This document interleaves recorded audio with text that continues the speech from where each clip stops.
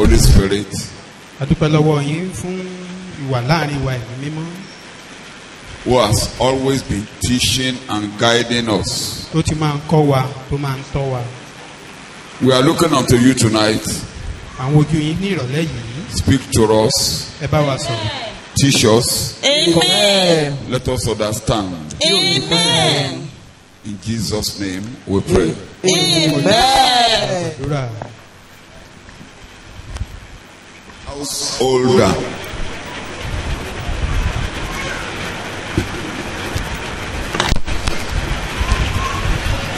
Householder. Òwe baálé ilé tí ó dára.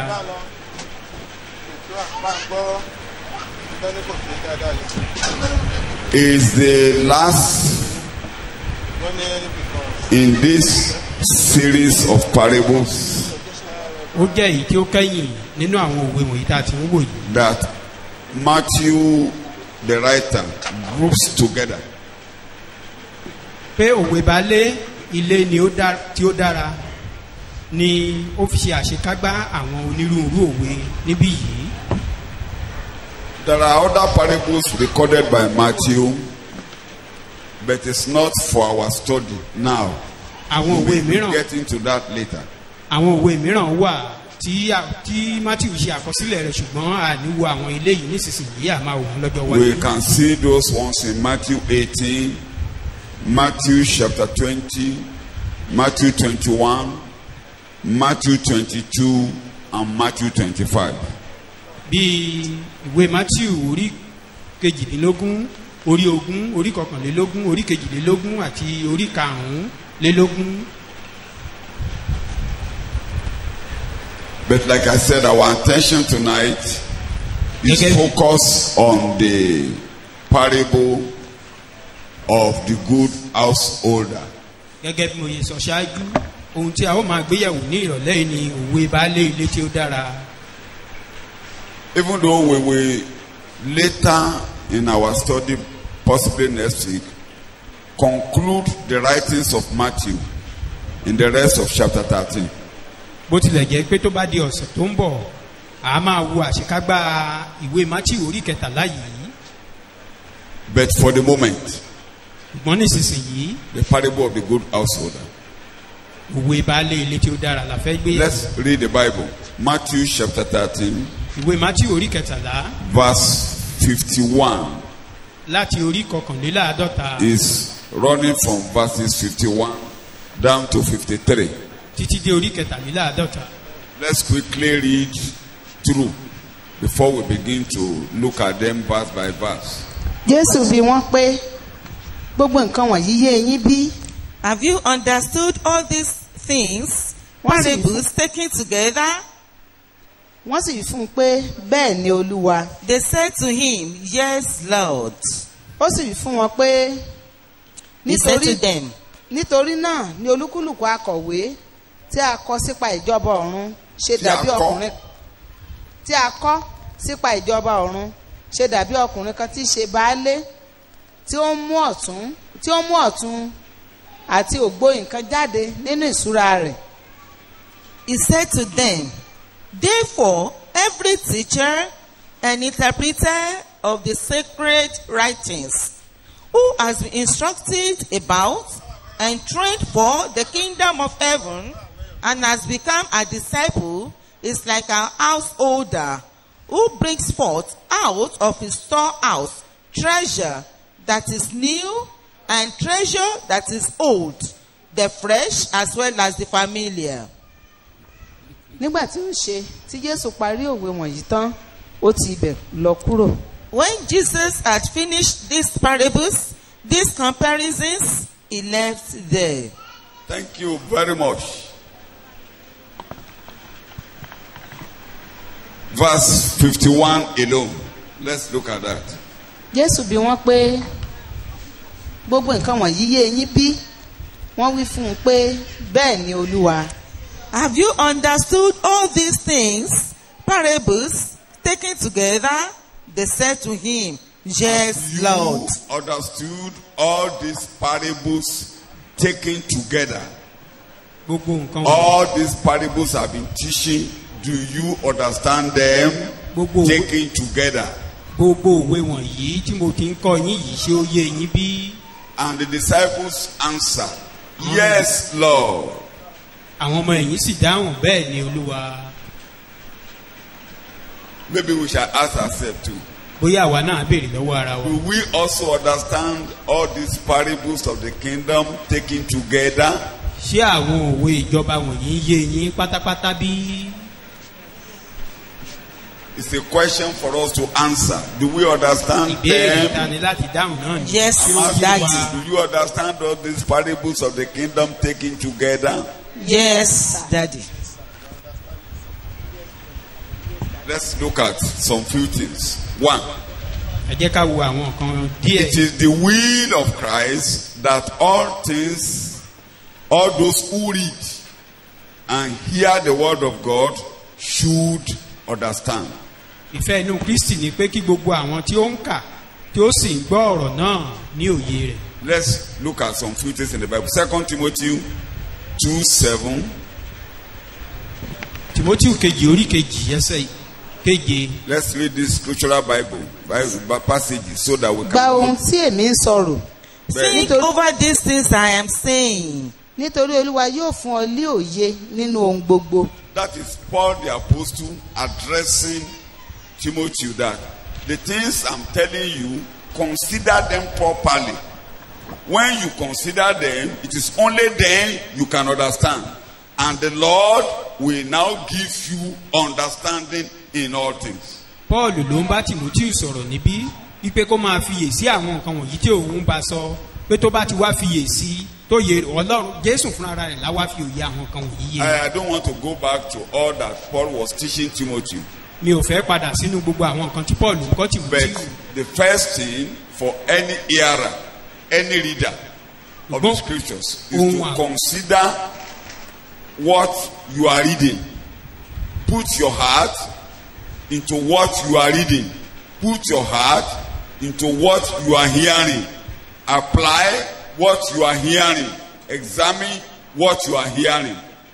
Ohun àkọ́kọ́ tó tọ́ fún ẹnikẹ́ni tó bá ń ka ọ̀rọ̀ wọ̀nyí tó bá ń gbọ́ ni pé kó máa fiyèsí kó jẹ́ kí òye rẹ̀ ohun tó ń kà kó jẹ́ kó yé òun ohun tó ń gbọ́ kó jẹ́ kó yé òun. Bring the major facts out of whatever you read. Ohunkóhun tó bá ti kà jẹ́ kí kókó ibẹ̀ ó yé ọ. What is this passage talking about? Kí ni ohun tí mò ń kà yìí ń bá mi sọ? What is this parable talking about? Kí ni nǹkan tí òwe yìí ń sọ? And how does this apply to me? Báwo leléyìí gan kí ló ní í ṣe What pẹ̀lú mi? lessons can I learn? Ẹ̀kọ́ wo ló yẹ kí n kọ́ níbẹ̀? How does it help me in the journey to the kingdom of heaven? Ọ̀nà wo ló gbà ràn mí lọ́wọ́ ní ìrìn àjò So sí it's ìjọba very ọ̀run? important. That is the purpose of reading the Bible. Ó ṣe pàtàkì èrèdí tá a fi ń ka Bíbélì. And that is the purpose of coming to church. Ìdí tá a fi ń wá That's sínú the purpose ìjọsìn of gan coming ni. to Bible Ìdí study. tá a fi ń wá sí ẹ̀kọ́ Bíbélì We hear, we láti gbọ́, read to understand. láti kà kóye rẹ̀ kúrò. And we apply practically to our life. À á sì wá fi sí ìṣe nínú ìhùwàsí wa. Proverbs chapter 2 verse 6. Ìwé òwe orí kejì ẹsẹ̀ ìkẹfà. Proverbs 2 nítorí 6. Olúwa ní fi ọgbọ́n fúnni. The only person who gives one's understanding is the Lord. láti ẹnu rẹ̀ jáde ní ìmọ̀ àti òye tí í wá. It's the only one that gives understanding, and we should be truthful. If it is difficult for us to comprehend or to understand, we should ask God, like James told us. Ọlọ́run nìkan ló máa ń fi òye yé ni pé ìgbàkúgbà tá a bá ń ka ohunkóhun tí ò bá yé wa ká béèrè fún ọgbọ́n láti ọ̀dọ̀ Ọlọ́run gẹ́gẹ́ bí James chapter Jákọ́bù ti sọ 1 fún verse wa. 5. Inú Jákọ́bù orí kìíní ẹsẹ̀ When he was ìkarùn-ún. talking of trials and difficulties, if anybody lacks wisdom in coping with the present situation, let him ask. Pé If tí you ọ- lack understanding in coping with what is happening, in what you are reading, ask from God. And bí ó bá God kù will ọgbọ́n fún ẹnikẹ́ni give. Yes. kí ó béèrè lọ́wọ́ Ọlọ́run ẹni tí í fi fún gbogbo ènìyàn ní ọ̀pọ̀lọpọ̀ tí kì í sì bá ní wí a ó sì fi fún un. Take it in English.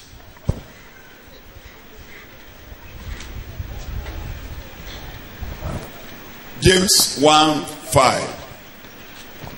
James 1:5. If any of you is deficient Deficient in wisdom, in wisdom. let him ask of the giving God, Wisdom is different from understanding. Understanding Ọgbọ́n is yàtọ̀ sí getting. Wisdom is ability to know what to do and how to act. Understanding is getting the facts in a passage, getting the facts in what somebody is telling you, knowing exactly what he's saying. ọgbọ́n ni pé kí ènìyàn mọ ohun tó yẹ kó ṣe ní àkókò rẹ̀ ṣùgbọ́n òye ni pé ohun tó ń ṣe yìí gan ṣé ó yé ọ pé ohun tó ń kà yìí láti kí ohun tó ń kà kó lè yé ọ kó o mọ ohun tó ń kà. Sometimes if somebody is discussing with you ìgbà mìíràn tẹ́lòmíràn bá ń bá wa sọ̀rọ̀ and you are giving whatever that person is telling you and meaning in your heart, tó wá ń fún ọ̀rọ̀ tí ẹni yìí bá ọ or sọ you ní are ìtumọ̀ nínú hearing a ọkàn rẹ̀ sermon or you are listening to a message and you are giving it a meaning in your heart, tàbí òun tẹ́tí sí ìwàásù kan wá ń fún ní ìtumọ̀ nínú ọkàn it rẹ̀ is important to find out ó ṣe pàtàkì kó o wádìí from the speaker or from the person talking to láti you, ọ̀dọ̀ ẹni tó ń bá ọ sọ̀rọ̀ àbí ẹni tó ń is wà this what you are saying? ṣé ohun tó ṣé òye ohun ṣé nǹkan tó ń sọ nìyí Hope I have not said what you have not said. ṣé kìí ṣe pé bóyá mo ti yí sí èyí tó o sọ Sometimes you can even say, o lè sọ pé if I can understand you, tí òye ohun tó ń sọ bá yé this is mi what I feel you are saying. mo lérò pé ohun tí ẹ̀ ń sọ nìyí And when you say what you are saying, tó o bá wá the teacher or the person talking to you will be able to tell you, okay, it is correct, that is what I'm saying, or that is not what I'm saying. nígbà tó o bá ti wá sọ èrò ọkàn rẹ síta fún ẹni tó ń béèrè nǹkan lọ́wọ́ rẹ̀ òun á lè tọ́ ọ sọ́nà pé bẹ́ẹ̀ gẹ́gẹ́ lórí àbí bẹ́ẹ̀ kọ́ kìí ṣe fún Sometimes ìsọ̀tún when we come for advice, Ìgbà when mìíràn we tá a bá come wá- for counseling, tá a bá wá fún ìgbaninímọ̀ràn or sometimes when somebody comes to you àbí to bóyá ẹnìkan wá deliberate sọ́dọ̀ some wa things with you on the scriptures, láti bá wa sọ̀rọ̀ nípa on many Bíbélì. occasions we misunderstand the person lọ́pọ̀lọpọ̀ ìgbà máa ń ṣirú ẹni bẹ́ẹ̀ and we will go away with our misunderstanding. à á sì gbé ìṣìgbọ́ yẹn It àgbè is lọ bẹ́ẹ̀ important to know what's your mind, what are you saying. ó ṣe pàtàkì ká mọ ìtumọ̀ nǹkan tẹ́ni tó ń bá wa sọ̀rọ̀ ń bá wa sọ It is very, very important. ó ṣe pàtàkì lọ́pọ̀lọpọ̀ It's one of the in fact, the purpose of learning, education. ó jẹ́ ète It's two ìdíjà fi ń things. There are kẹ́kọ̀ọ́ two things in learning. ohun méjì ló wà nínú pé èèyàn Ability to kẹ́kọ̀ọ́ understand the writer.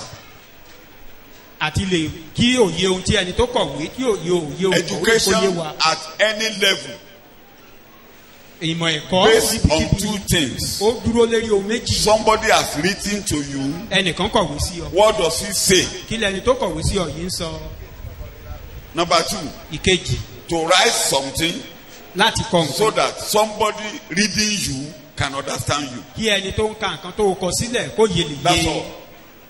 At any level, it's now from grade to grade. When you go to higher level, ìpele ní you gbogbo can ìpele begin. ẹ̀kọ́ You can now begin to think the condition of the man when he was writing this thing. You can now begin to extrapolate. He was sleeping when writing this thing. This was the condition of his mind. bó o bá ṣe ń dàgbà sí nínú òye ni ló fi jẹ́ pé tó o bá ti ń ka ìwé tẹ́nìkan kọ wà á máa lóye pé ipò tí irú ẹni yìí wà nígbà tó ń kọ ìwé Condition yìí of that nìyí environment is this, but elementarily, the first thing is what this person say. ṣùgbọ́n ohun tó ṣe pàtàkì ni pé kí ẹni tó kọ̀wé yìí kí ni nǹkan tó ń gbìyànjú àti sọ Okay, and you are now writing to somebody, o wá o fẹ́ kọ̀wé sẹ́nìkan and the person must be able to understand what you are saying. ẹni tó ń kọ̀wé sí òye ohun tó ń kọ sí o ní láti yé The same thing in ordinary discussion. bẹ́ẹ̀ náà ni tá a bá ń bára wa sọ̀rọ̀ Make sure what you are saying is clear to your hearer. rí i pé ohun tó ń bá ẹnìkejì sọ ó yé ẹni tó ń bá sọ tó ń bá sọ Sometimes we have problems. Ìgbà mìíràn a máa ní In ìṣòro. fact, those people don't learn easily. irú àwọn ènìyàn bẹ́ẹ̀ kò rọrùn fún wọn láti kẹ́kọ̀ọ́ When you are talking, instead of listening, they will be thinking of the reply they are going to give to you. nígbà tẹ́ bá ń bá rú àwọn ènìyàn bẹ́ẹ̀ sọ̀rọ̀ yìí tó yẹ kán máa fọkàn bá ẹni tó ń bá wọn sọ̀rọ̀ lọ ohun tá a fi fún ní èsì náà máa rò nínú. So they will hear you, they can't understand you. so ohun tó ń bá wọn sọ gan kò Those tiẹ̀ people gbọ́ débi tí ó yé don't have a learning speed, they can never learn. irú àwọn ẹni bẹ́ẹ̀ In fact, wọ́n when máa ń you ṣòro go láti further, kẹ́kọ̀ọ́. they are proud. wọ́n máa ń They gbéraga are very, very proud. irú àwọn ẹni They bẹ́ẹ̀ máa ń jẹ́ cannot easily àgbéraga be corrected wọ́n máa ń ṣòro láti tọ́sọ́nà because they can't listen. They can't listen. torí wọn àṣetán àti tẹ́tí sílẹ̀. So, here, Jesus wanted the disciples to know, to understand what he has said. níbí yìí jésù ń fẹ́ kí òye ohun tí òun sọ kó yé àwọn ọmọ ìyẹn And up till tomorrow, títí dọ̀la. he wants us to understand his mind. ó ń fẹ́ kí ọkàn òun ohun tóun ní lọ́kàn kó yé wa. And may God give you understanding in all things. ọlọ́run á fún wa ní òye ní ohun gbogbo lórúkọ jésù. Proverbs 8 verse 14. òwe orí ìkẹjọ ẹsẹ̀ ìkẹrìnlá. Proverbs 8 14. òwe orí ìkẹjọ ẹsẹ̀ ìkẹrìnlá. tèmi ni ìmọ̀ àti ọgbọ́n tí ó yè èmi ni òye èmi ni agbára. Take it in English. Counsel and good judgment are mine. I have understanding and power.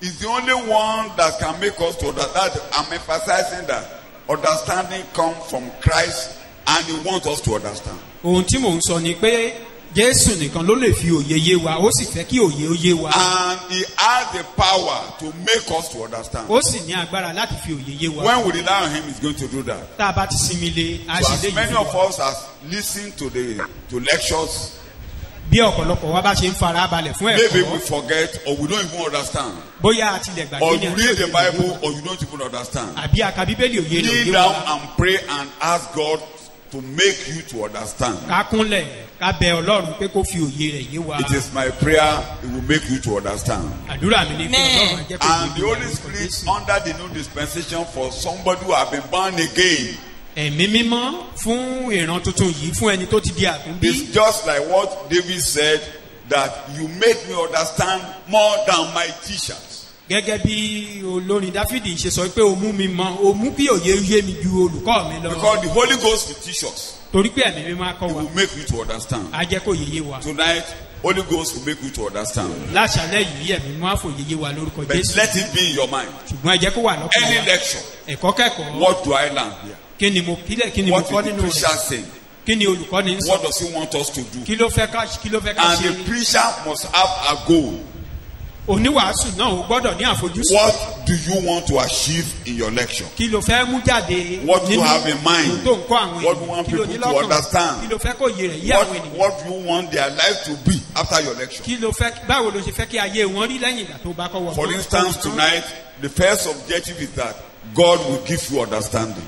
gẹ́gẹ́ bí àpẹẹrẹ ní àṣálẹ̀ yìí ohun tí à ń sọ ni pé ọlọ́run á I fún wa want ní you to òye learn how to understand whatever you are reading. pé ká kẹ́kọ̀ọ́ bí a ṣe ń bí And òye if kan tá a bá ń you kà don't ṣe máa yé understand wa. like Jesus, go on your knees and say, God, make me to understand. gẹ́gẹ́ bí mo ṣe sọ tá a bá ń kà tí òye rẹ̀ òye wa ẹ jẹ́ ká kúnlẹ̀ pé ká bẹ̀bẹ̀ fún òye láti ọ̀dọ̀ ọlọ́run. Let us not forget this. ẹ má jẹ́ ká gbàgbé dé. Jesus came, 1 John chapter 5, verse 20. Yohanu kìíní orí Jesus karùn-ún ẹsẹ̀. came to give us understanding of his will. Jésù wá láti fi òye ìfẹ́ ọkàn rẹ̀ yé wa. àwa sì mọ̀ pé Bẹ́ẹ̀ni, ọmọ ọlọ́run dé ó sì fi òye fún wa kí àwa kí ó lè mọ ẹni tí í ṣe òtítọ́ àwa sì ń bẹnu ẹni tí í ṣe òtítọ́ àní nínú ọmọ rẹ̀ jésù kristi. sọ òyìnbó ẹ.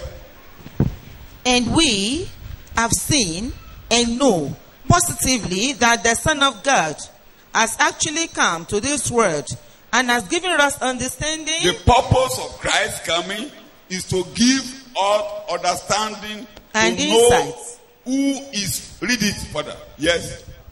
And has given us understanding Yes. and insights Insight. progressively Yes. to perceive, To perceive. recognize, To recognize. and come to know better To know better. and more clearly Him who is true. To know he who is truth. Ẹni tí ń ṣe. Ẹni tí ń ṣe òtítọ́. Ẹni tí ń ṣe kí ni o? Òtítọ́. Ọkàn Jésù ló fi wáyé nìyẹn. That is the purpose of Christ coming to this world.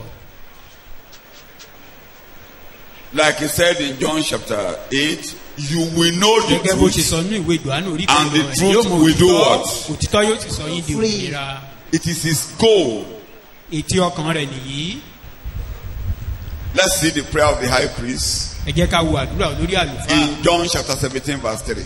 Ní ìwé Jòhánù orí kẹtàdínlógún ẹsẹ̀ John 17 ìkẹta. verse 3. Jòhánù orí kẹtàdínlógún ìyà ẹsẹ̀ nípa ẹ̀kan náà sì ni èyí kí wọn kí ó lè mọ̀ ọ́ We should know you, ìwọ nìkan ọlọ́run òtítọ́ you God, and Jesus whom àti you jésù kristi have ẹni tí ìwọ sent. rán.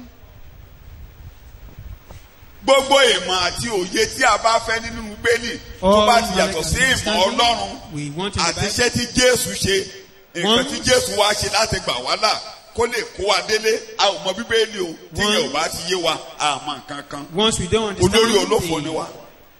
The knowledge of Christ and the purpose of Christ coming to this world in the Bible, it means we don't know anything. ká lè mọ̀ For us to ìwọ ẹni tí ń ṣe òtítọ́. You, that is the truth.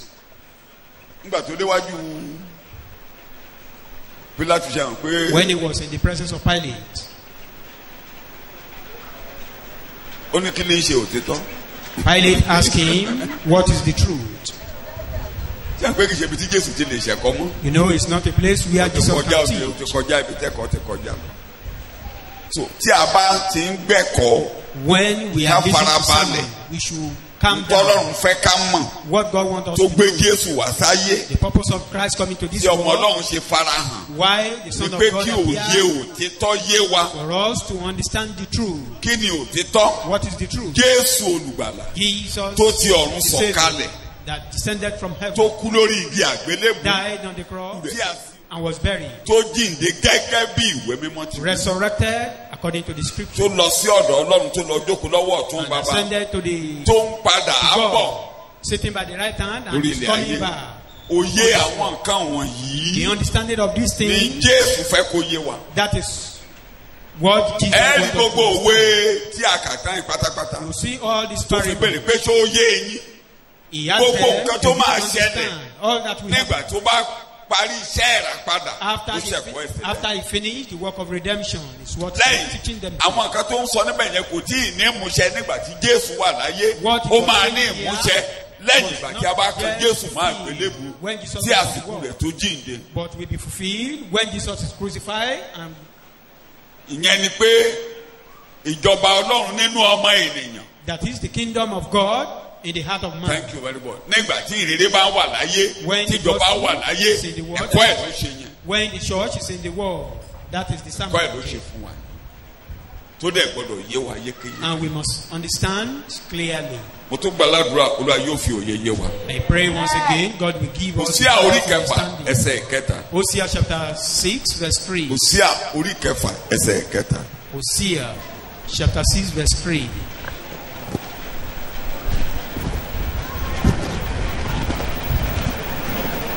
kí n tẹnumọ́ kókó méjì kan lábẹ́ kí a I tó want to tẹ̀síwájú emphasize síbi tá à on ń 2 lọ. points there. nígbà náà ni àwa ó mọ̀ a ó mọ̀ bí àbá tẹra mọ́ àti mọ Olúwa bí a bá bí a bá tẹra tẹra mọ́ mọ́ sọ́dúnwó àti ẹ̀ bí a bá tẹra mọ́ àti mọ Olúwa bẹ́ẹ̀ ni àti pèsè ìjáde lọ rẹ̀ ó ti bí tó òwúrọ̀. fẹ́ mú jáde bá mi sọ òyìnbó ẹ̀. Yes, let us know, recognize, be acquainted with, and understand Him. Let us be zealous to know the Lord, to appreciate, give heed to, and cherish Him. tí a bá mọ Olúwa ò lè mọ nǹkan kan If you don't know the Lord, tí a you bá can't know mọ anything. Jésù kò sún tá a lè You mọ̀ don't know Christ, tí you a can't bá know lóye Jésù àmọ́ nǹkan kan You don't lórí know the olódò ni knowledge wá. of Christ, we can't know anything.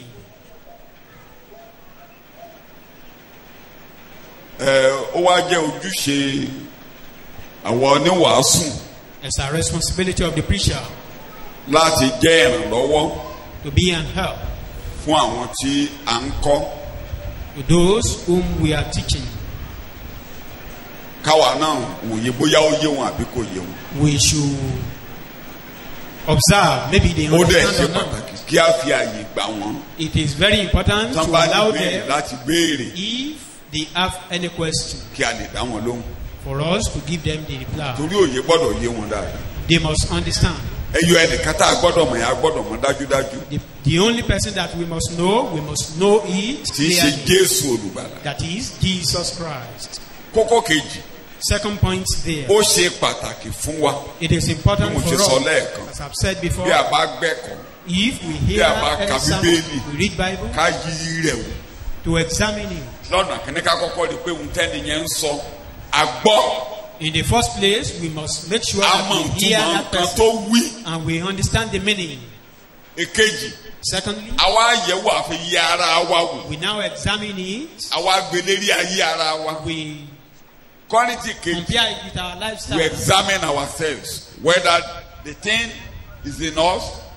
bóyá irú ohun bẹ́ẹ̀ ó wà Second nínú wa. Corinthians chapter 13 verse 5. Kọ́ríńtì kejì ẹ máa wádìí ara yín Bẹ́ẹ̀ni. bí ẹ̀yin bá wà nínú ìgbàgbọ́ ẹ máa dán ara yín wò tàbí àtìkára yín kò mọ ara yín pé Kristi Jésù wà nínú yín. Ẹ fi lamentation wé ojúṣe wa nìyẹn bí a bá ti ń gbẹ́kọ̀ọ́. When we listen to sermon, that is our responsibility. Àkọ́kọ́ ohun tó ní wàásù sọ yé wa.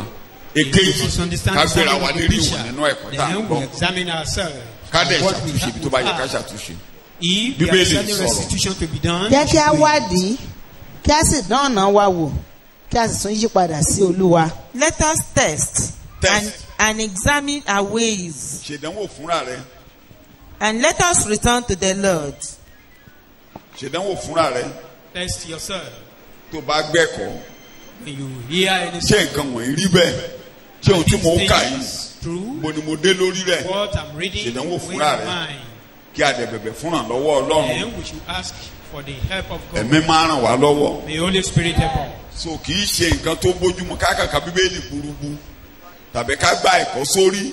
It's not too good for us to just read Bible anyhow. Ẹ̀kọ́ ò ní túmọ̀ tí a bá mọ Jésù. Sermon will be meaningless. A within gbọ́dọ̀ your mọ heart. nǹkan tí Jésù wá ṣe. We must know the purpose of Christ A coming to the gbọ́dọ̀ mọ world. ipa tí Jésù sà. And we Bó must ṣe know báyé wa mu. how what he has Bó ṣe done ikú oró rẹ̀ ló demands ṣe. our life. Kí ni ikú oró rẹ̀ lórí igi àgbélébù jẹ́ sí wa? What is his sorrowful death on the cross Kí làjíǹde for jẹ́ us? sí wa? What is resurrection to us? Kí ni gòkèrè ọ̀run jẹ́ sí wa? What is his ascension to Kí ni heaven to ìpadàbọ̀ us? rẹ̀ jẹ́ sí wa? What is his coming back to us? Kí ni iṣẹ́ rẹ̀ nínú ọkàn wa lónìí? His Kí ló ń work ṣe in fún our wa? heart. What does Ó it mean gbọ́dọ̀ yé wa. to us? We must understand it. Eléyìí tí ò bá yé wa gbọ́dọ̀ wádìí ká jẹ́ kó yé wa. Anyone we don't understand, we must find out. Ìgbà ẹni for a máa better láyọ̀ tí understanding. ayé wa máa yí padà sí rere. It is then we'll be joyful and our life will be Tó transformed gbàdúrà for better. Olúwa yóò fi òye yé wa.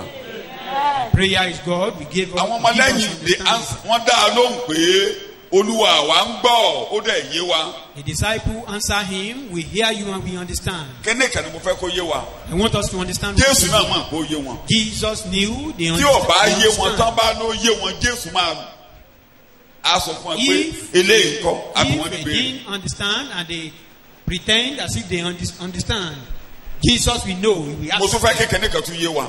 I want us to understand. Nígbà tó ṣẹ̀kọ́ yẹn tán tán bá ní kò yé wọn.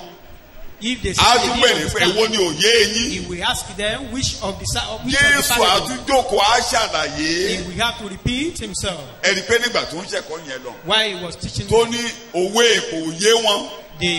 The parable of the tear. Ó he jókòó, didn't understand. ó ṣàlàyé. He sat down, he explained. Ìgbà kan wà There was a nínú time Máàkù orí keje. in Mark chapter Nígbà 7 tí ó bá wọn Farisí sọ̀rọ̀. while he was discussing with the Pharisees. Àwọn ọmọlẹ́yìn ní tó ń sọ ìwé ó ní òye wà á yé eléyìí The náà ò tún disciples yé said, èyí "You ni. don't understand this." Jesus was Pé asking kì í ṣe them, ohun "You tó don't wọnú understand this too?" ló ń ba ẹnu jẹ́ That bí is kò not ṣe what we swallow. ń That ti ẹnu jáde rots nígbà tó our ń sọ̀rọ̀ mind. pé ẹ̀wẹ̀wọ́ tí When they were Jésù talking ṣẹ̀kọ́ about yẹn. washing, Tí ẹ mọ̀ dáadáa pé ohun tó ń tẹnu jáde ló ń ba ayé don't you ènìyàn know jẹ́. that is what come out of your mind that is ruined man? So ìgbà mi ojú àwọn ọmọlẹ́yìn gan máa ń dàrú. There are times the disciple may be confused. Ẹ kíyèsí ìwúkàrà àwọn Farisí. Be careful of the fasting. Wọ́n ní of bàbá ní living àmú of búrẹ́dì the lọ́wọ́ o. Pharisee. And they said, "Father, we didn't we are not Jésù with the ní bread." iye yín ra ni. Jesus was asking them, "Are you fools?" Ìgbà tí mo fọ́ 4,000 When I fed apẹ̀rẹ̀ mélòó ló kù? how many baskets Ìgbà tí mo fọ́ remain? 5,000 When apẹ̀rẹ̀ I mélòó ló fed kù 5,000 lájẹkù? people, how many baskets remain? Kí ló dé tẹ́ ẹ̀ ń rò ní ọkàn yín pé ọ̀rọ̀ búrẹ́dì ni mò ń sọ? Why are you thinking within you that I'm talking about Ẹ mọ̀ bread? pé ẹ̀kọ́ àti ìwà àwọn Farisí ni mò ń bá yín sọ̀rọ̀ dé Don't lórí. you know I'm teaching you concerning the living of the Pharisees? So mo fẹ́ kó ọkẹ́ rí ọkàn Jésù pé kì í ṣe pé kí ẹ̀kọ́ má yé wa rárá. I want us to know the mind of Christ that he didn't want us So to you don't be come to church and to be come for ignorant. nothing. Ẹ ní wá wà nínú orúkọ Yeah, Jésù Olúwa wa. wá sí ní ìjọsìn. Make it part of your life. Ẹ jẹ́ That's kó jẹ́ what we ìgbé are ayé saying. wa. Get the message. Understand the key Kí ohun words. tí olùkọ́ni ń kọ́ wa kí kókó ibẹ̀ kó lè kó yé wa. Ẹ máa jẹ́ kó yé wa o. The Holy Spirit help Bọ́lá ẹ us. máa jẹ́ kó yé wa o. Amen. According to Matthew Henry, Gẹ́gẹ́ tí bí òye ẹ sọ ẹ̀kọ́ kan bá yé wa, If we understand the particular sermon, ẹ wo ìgbà tí ó ń bè lọ́wọ́ àwọn ọmọlẹ́yìn tán ní òye ẹ̀kọ́ èkó àti tí ó kó òye wọn. look at when he was asking the Ẹ rí pé disciples when they didn't understand òye the ẹ̀kọ́ parable èkó of àti jar oko yẹn tó and ṣe the- pàtàkì and the púpọ̀ field. tí ò bá yé wọn dáadáa gbogbo ẹ̀kọ́ yòókù àdójúrú. The parable is so important that they must understand. If they did not ẹ wo àwọn understand, they ẹ̀kọ́ tó will so be mọ́ confused. èkó àti with oko others. yẹn nígbà tá à ń Look kà at lọ. the teaching that attached to àwọn that àwọn of ilé ìbò feed, so parable mọ́ of kánípẹ̀ feed yẹn ò and yé feed. wọn wọ́n á gbé yòókù dànù If they pátápátá. didn't understand that one, they will never understand òun the ló fi rest. jẹ́ pé tí ò yé ikú oró Jésù That is iṣẹ́ why tí ikú oró jẹ́ he will iṣẹ́ not tá understand the tí ò bá death ti of yé wa Christ. gbogbo ẹ̀kọ́ àdójúrú. Once we don't understand that, we cannot understand the rest. ọmọ Ọlọ́run dé láti fi òye yé wa The Son of ẹni tí God ń ṣe came òtítọ́. to make us to understand. tó yé ìgbàlà those ọba things ti yé that wa are gbogbo of ẹ̀kọ́ God. yòókù àdójúrú. Once we don't understand the meaning of salvation, every other things, so ó gbọ́dọ̀ yé wa òun ló fi jẹ́ pé díẹ̀ níhìn díẹ̀ that is lọ́hùn. why little here, little there. mo tún gbàdúrà lórúkọ Jésù Olúwa yóò fi I òye pray gbogbo once yé wa. again, may God give us the understanding. ibi tá à ń lọ gan lónìí Where we are going today. Matthew chapter 13 Ìwé Matthew orí kẹtàlá, verse 52 ẹsẹ̀ ìkejìléláàádọ́ta. ẹ̀ka lóyìnbó àti ní Yorùbá. ó sì wí fún wọn pé He said to them, nítorí náà ni olúkúlùkù akọ̀wé tí a kọ́ sípa ìjọba ọ̀run ṣe dàbí ọkùnrin kan tí í ṣe baálé tí ó sì mú ọ̀tun àti ògbó nǹkan jáde nínú ìṣúra rẹ̀. sọyìnbó ẹ̀. He said to them, therefore, every teacher and interpreter of the sacred Underline writings, every teacher, Gbogbo olùkọ́, every interpreter of the word of God, sacred gbogbo writing. àtúmọ̀ ọ̀rọ̀ Yes. Ọlọ́run. who has been instructed about Ibi tí mò ń lọ nìyẹn torí èdè yẹn gan mo fẹ́ túmọ̀. Who have been instructed. Yes. about and trained for the kingdom of Underline heaven, two things. Ó ti kò instructed Àfún wọn about láṣẹ. trained. for Yes. and has become a disciple, When you are instructed or you are trained Àti or you are discipled, you Àbí become ojú ọmọ a ẹ̀yìn. disciple of the kingdom of heaven. tó ti di ọmọ ẹ̀yìn ìjọba ọ̀run. You are reading. is like a whole householder. Anybody who is trained, who Ẹni is tí a ti kọ́, instructed, that that is láṣẹ. who is discipled, Tó sì ti is di ọmọ like ẹ̀yìn. a householder. Ó dàbí ìbálé ilé. You are reading. Who brings forth out of his treasure, out of his storehouse, treasure that is new and treasure that is old, the fresh as well as the familiar. Understand that language. He's like an householder who now goes to his storehouse or his treasure house.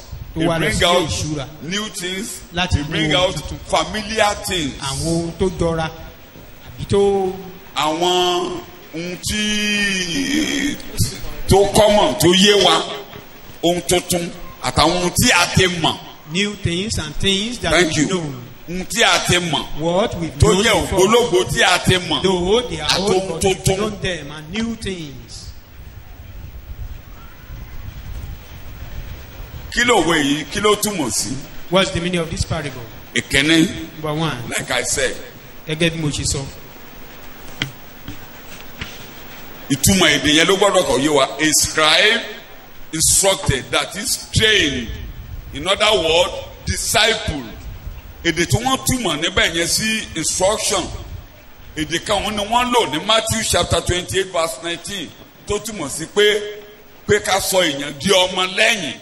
The same Èdè tí wọ́n lò language bẹ́ẹ̀. used here as instruction is the same one, the same thing used in Matthew 28 verse 19. Matthew as 28 being 19 disciple. ni ẹ sọ èèyàn di ọmọ lẹ́yìn mi. The same language ni so that word instruction actually mean to disciple. To disciple. Pé ọ̀rọ̀ yìí pé ká fúnni láṣẹ yìí ó tún túmọ̀ sí pé kí á sọ ẹni di ọmọ ẹ̀yìn. Ṣé fúnni láṣẹ ní instruction àbí kan kọ́ kíkọ́ ni tí a kọ́ tí a dánwò tí a train tí a sọdọmọ lẹ́yìn. To instruct. Èdè tí mo fẹ́ mú jáde ń bẹ̀ gan nìyẹn. Shout hallelujah. Okay, hallelujah. Matthew 27 Ìwé Matthew 57 Acts 14:21 kẹ̀rí àwọn èdè yẹn àwọn èdè tí wọ́n túmọ̀ bákan náà. nígbà tí alẹ́ sì lẹ́ Yes. ọkùnrin ọlọ́rọ̀ kan ti Arimatia wá Bẹ́ẹ̀ni tí a ń pè ní Joseph bẹ́ẹ̀ni. ẹni tí òun tìkára rẹ̀ ṣe ọmọ ẹ̀yìn Jésù pẹ̀lú. A ti kọ́ èdè tí a lò ń bẹ̀ yẹn náà ni a lò sí disciple. The same Òun fúnra ara language is rẹ̀ there. a ti kọ́ lọ́nà ìjọba He has lọ́nà been is trained. now discipled. is now disciple. ó sì ti wá àti wá sọ di ọmọ ẹ̀yìn. Are you getting the message? ṣé ohun tí mò ń sọ yé wa. Every scribe that have been trained gbogbo àwọn or akọ̀wé discipled. tí a ti kọ́ Bẹ́ẹ̀ni tí a sì túmọ̀. ti sọdọmọ ẹ̀yìn. Acts 14:21. You see Joseph Arimathea there, he have been trained, he have been discipled about the kingdom of heaven. nígbà tí wọ́n sì ti wàásù ìhìnrere fún ìlú náà Yes. tí wọ́n sì ní ọmọ ẹ̀yìn púpọ̀ wọ́n padà lọ sí Lísírà So àti the word Íkóníù. disciple there, wọ́n ní ọ̀gọ̀ọ̀rọ̀ àwọn èèyàn tí a ti kọ́ ní ọ̀nà ìjọba ọ̀run many tí people òye that ti have yé. been trained in the kingdom of God that That is understand or To instructed. instruct. There means to disciple. Is ẹni it pé clear? kíkọ́ tí wọ́n kọ́ wọn níbí ni pé láti sọ wọ́n di ọmọ ẹ̀yìn. One. ìkíní There are two important things to learn there. ohun méjì ló ṣe One. pàtàkì láti kọ́ níbí yìí. ìkíní The scribes in the Bible àwọn akọ̀wé nínú held ìwé themselves as disciples of Moses. wọ́n rí ara wọn gẹ́gẹ́ bí ọmọ ẹ̀yìn bí ọmọlẹ́yìn Mósè. When you are reading the Old Testament or you are reading the New Testament, they will say the scribes, particularly in the Gospels, the scribes, the Pharisees. Those people who call themselves scribes, they have been instructed in the word of Moses, so they see themselves as disciples of Moses. Scribes are instructed in the law. They have been taught the law of Moses. So that's why they are scribes or disciples of Moses. tá a bá ń ka májẹ̀mú lálẹ́ àbí májẹ̀mú tuntun àwọn kan máa ń pè ní akọ̀wé àti àwọn Farisí níbí a ti kọ́ wọn nínú òfin Mósè ìyẹn òun ló fi túmọ̀ sí pé wọ́n jẹ́ ẹni tí a kọ́ nínú òfin wọ́n ti mòfin amòfin ni wọ́n. Wọ́n wá ń pera wọn ní ọmọlẹ́yìn Mó. Now they call themselves the disciple of Moses. Thank you. Matthew 23:2. pé Wait, Matthew. àwọn akọ̀wé pẹ̀lú àwọn Afarisí jókòó ní ipò Mósè. Kẹ́rì bẹ́ẹ̀ yẹn. Ìjókòó wọn ni wọ́n jókòó sí. ipò Mósè. They sit. Ẹ̀kọ́ Mósè ni wọ́n jókòó tì. They sit with the doctrine. So of ipò Mósè ni Jésù gan ló jẹ́ ká mọ̀ yìí pé these are Mosaic people. Jesus made Orí us àga Mósè understand ni wọ́n jókòó sí. pé àwọn ènìyàn wọ̀nyí orí àga Mósè ni wọ́n Láti wá jókòó fi hàn ọmọ pé ẹ̀yìn Mósè ni wọ́n. ọmọlẹ́yìn Mósè ni wọ́n. Ẹ lọ sí So that they are Jòhánù orí disciples of kẹsàn-án. Moses. Jòhánù orí kẹsàn-án. John verse chapter 9 28. verse 28. Pé èdè yẹn túmọ̀ sí ọmọlẹ́yìn That Mósè. is to prove wọ́n sì that fi ṣe ẹlẹ́yà Yes. wọ́n sì wí pé ìwọ lé ọmọ ẹ̀yìn rẹ Owó lọ́mọ ẹ̀yìn rẹ̀. ṣùgbọ́n ọmọ ẹ̀yìn Mósè lé àwa. Tí o gbọ́ wọn níbẹ̀ yẹn. Ọmọ ta ni wọ́n pera wọn. they call themselves. Mósè ló kọ́ wa, Mósè làwa Moses mọ̀. disciple. Ọmọlẹ́yìn Mósè ni Moses àwọn. taught us. We knew Moses. We are So tẹ bá ti disciples of rí Moses. scribe ní Bíbélì. When you see scribe, Akọ̀wé kì í ṣe pé writers. Wọ́n kéwèé, wọ́n kọ́ wọn. They were Ní learning. ìlànà They were Mósè, trained wọ́n mọ Mósè. in the law. Wọ́n mẹ̀kọ́ Mósè, wọ́n they fi know the gbélé law ayé. of Moses. That is Fún their àpẹẹrẹ, lifestyle. For example, Ezra is a scribe. Tẹ bá lọ kà á, Ezra ó Ezra, ní ìmọ̀ nínú akọ̀wé òfin ni. Mósè. he is highly Tẹ bá knowledgeable kà wọ́n in kọ́ dáadáa the níbẹ̀. law of Ó ní Moses. ìmọ̀ nínú òfin Mósè. He was trained in the law of Moses. Nígbà tí Ísírẹ́lì kó nígbè. When the Israelites returned So from captivity, ọmọlẹ́yìn ta ni wọ́n o. they are disciples of Moses. Kókó kejì. Mósè Second wá point sọ there. àsọtẹ́lẹ̀ pé òun kó àwọn akọ̀wé tòun bọ̀. Moses told them a kind Mósè of ló sọ prophecy àsọtẹ́lẹ̀ pé akọ̀wé ń bọ̀ o. that the scribes are coming. Matthew chapter 23 Ìwé Matthew orí verse kẹtàdínlógún 34. ẹsẹ̀ ìkẹrin. Ó ti láwọn akọ̀wé ti bí orí ọmọlẹ́yìn Mósè ni wọ́n. These Mo máa people- rán àwọn akọ̀wé sí yín. I will now say. Bíbélì nítorí náà ẹ kíyèsí Ẹ kíyèsí. èmi rán àwọn wòlíì àti amòye àti akọ̀wé sí yín òmíràn nínú wọn lé ẹ̀yin ó pa tí Èmi ẹ̀yin ó ó sì rán wọn kàn mọ́ sí yín. àgbélébù. Amòye wòlíì májẹ̀mú tuntun nìyẹn. That is those are Amòye máa sọ òyìnbó ẹ̀ mo fẹ́ gbọ́ òyìnbó amòye yẹn. Yes. Because of this, take notice. I am sending you prophets and wise men, interpreters and teachers, and Prophets scribes. and what? Wise men. Wisdom níbí yìí kì í ṣe ọgbọ́n ìwé. wisdom here is not the Are you knowledge listening of to me? of- Kódà Or ẹ̀bùn education. ẹ̀mí mímọ́ nìyẹn. that is the Holy Spirit. Prophetic utterance à ń bí ó yàtọ̀ sí prophetic àwọn Jeremiah ń kó. The prophetic mo of máa rán Isaiah wọn is quite sí yín. different Wòlíì from ń those bọ̀, of Jeremiah. àwọn ọlọ́gbọ́n ń bọ̀, The àwọn amòye ń bọ̀. Bíbélì sọ̀rọ̀. prophet, the wise men, they were coming. And scribes, men learned in the Mosaic law. Rárá túmọ̀ yẹn ò bá mi mu. Scribe bíi náà o, it is my Christ scribe ni wọ́n. Ìtumọ̀ amplify yẹn kì í ṣe òfin Mósè làwọn yẹn máa mọ̀. Mo máa rán wọn sí i. These people that I will send, I will send them Jésù ló to máa rán you. àwọn eléyìí. Jesus will send these people, Mósè ti kọjá. not of the Mo máa rán Lord. wọn. Jésù I ló will sọ. send Mo them. máa rán wọn Jesus sí said i. it. Tó bá jẹ́ pé ti Mósè ni, If wọn ò it ní were to pa be wọ́n. of Moses, they will Mo ní not wọn ò kill ní ṣe. them. Ó ní wọn á pa wọ́n. He said Ẹ they máa will kà kill lọ. them. Read So, further. Some of them you will kill. Tó bá jẹ́ pé ti Mósè ni, ṣáwọn ọmọ If it were Mósè lè pa to Mósè. be that of Moses, Kì í ṣe ti Mósè, kì í ṣe scribe bẹ̀ yẹn, kì í ṣe scribe májẹ̀mú láéláé. the Àwọn scribes máa here rán is yìí, not of Old Testament. ìkòríta mẹ́ta ni wọ́n. Àwọn eléyìí These people, wòlíì ni wọ́n. they were Àwọn eléyìí prophets, amòye ni wọ́n. they are wise men, Wọ́n dẹ̀ jẹ́ onímọ̀ nípa mi. and they are scribes Wọ́n máa mọ about me. ẹ̀kọ́ mi. Wọ́n máa mọ òye They will mi. know my teaching, they will know my doctrines. òmíràn nínú wọn lé ẹ̀yin ó Ẹ má pa gbàgbé ó lò léde. Ó They use ní it as language. ó ní ẹni tó bá jẹ́ ó ní yóò mọ̀ nípa ẹ̀kọ́ mi. He will The know great controversy of my ló ti bá doctrine. wọn sọ èdè yẹn tó ti lo èdè yẹn. Ẹ o, thank you. John 7:17 17. ẹ sáré bá a kà. Ó ní wọ́n á mọ̀ nípa ẹ̀kọ́ mi. So àwọn tó máa mọ̀ ẹ̀kọ́ Jésù làwọn. Those who Ẹ will ṣeun, know ẹ the ṣeun, teaching thank you of very much. Christ. bí ẹnikẹ́ni bá fẹ́ láti ṣe ìfẹ́ rẹ̀ If any man desires to do his will, yóò mọ̀ ní ti ẹ̀kọ́ náà Yóò he will ẹ̀kọ́ náà know. bí bá ṣe ti Ọlọ́run So àwọn ẹ̀kọ́ Jésù yìí, The àwọn teaching tó of máa Christ. mọ ẹ̀kọ́ Jésù, they are his own scribe.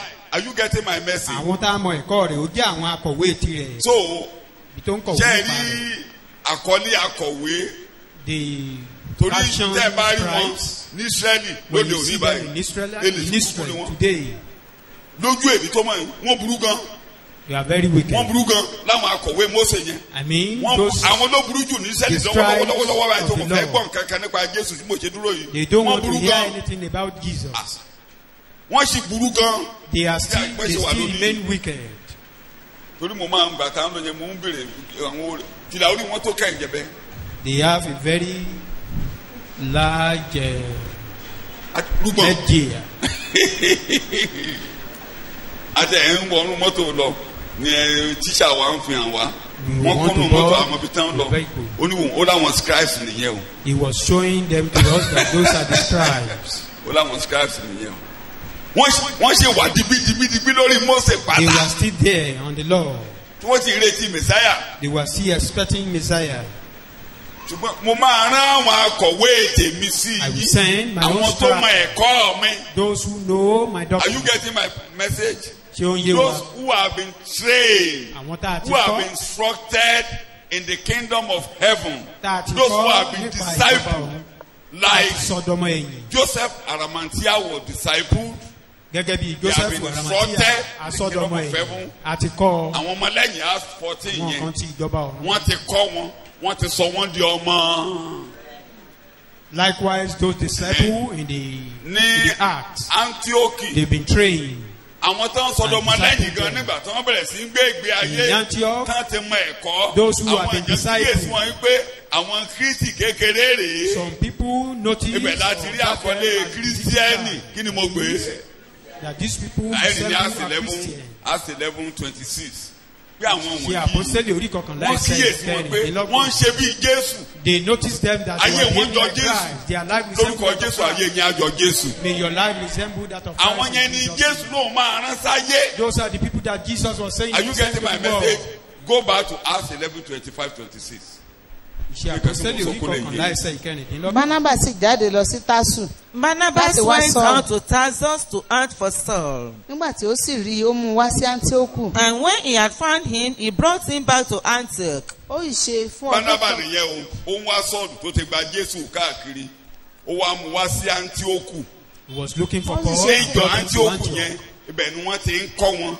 They tẹ́ bá are- lọ sí Acts they have been 13 trained. In ẹ Acts rí àwọn akọ̀wé ń bẹ̀ You àwọn see olùkọ́ni scribes, the gbogbo teachers. tí Jésù náà máa rán wá sáyé yẹn Acts 13 wà All what ẹ bá Jesus bẹ̀ said yá is yá the yá same. yá kí Bíbélì jọjọ yé wa. In Now Acts Àwọn in the wòlíì. church, Ẹ̀hẹ́n. àwọn wòlíì àti àwọn olùkọ́ni sì ń àwọn bẹ nínú wòlíì tó ìjọ lóun máa rán tí ó wà ní Áńtíókù. àti àwọn olùkọ́ni tóun máa rán àti prophets, àwọn ọlọ́gbọ́n and the tóun teachers, máa rán and the wise men that you said wọ́n wà you nínú sent, ìjọ bo and they are in Antioch. nínú now ìjọ bo Áńtíókù. so ẹ̀kọ́ tó ṣe ìsọtẹ́lẹ̀ tó sọ pé mo máa rán wọn sí yín The prophets- àwọn mélòó nínú wọn lẹ ó pa You will send unto them that you will kill some of ẹ lè them. rí i pé lóòótọ́ ara wọn ni Jòhánù tí wọ́n ń gẹ́rí ẹ̀ dànù One ìkan of them nínú is àwọn John olùkọ́ni bẹ́ẹ̀ that tí wọ́n was rán sí beheaded. ní Stefanu One of kò mú them Bíbélì is lọ́wọ́ orí Stephen. ẹsẹ̀ ló dúró sí He báyìí was standing on his feet. Mósè wọn ló ń tú tó ń fi Jésù hàn He nínú was mọ́ revealing Moses unto them in their law.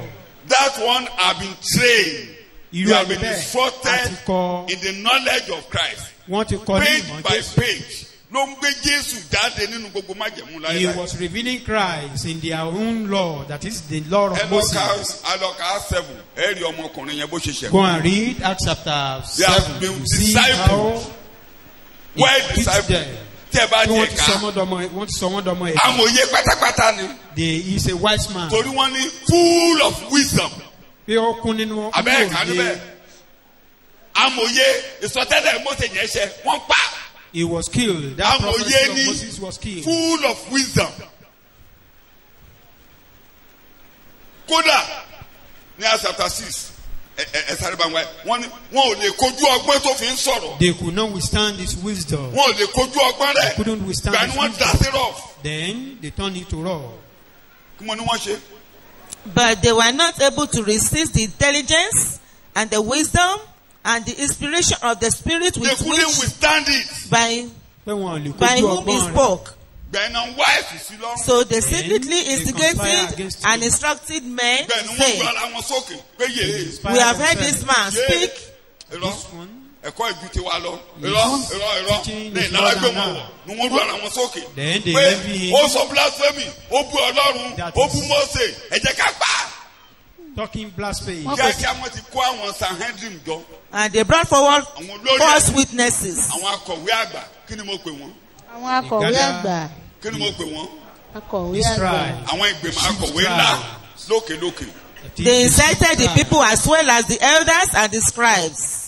And they came upon Stephen, arrested him, They brought the elders, the scribes, and they came upon Àwọn Stephen. àgbà. and took him before the council, Wọ́n gbé lọ Sanhedrin. síwájú ìgbìmọ̀ ńlá. They took him. And they brought forward false witnesses to us who asserted, Kó ẹlẹ́rìí dìde, ẹ̀kọ́ ló mi ṣe o. "This man never stops making statements against this sacred place and the law of Moses." Ó ti bòfin jẹ́.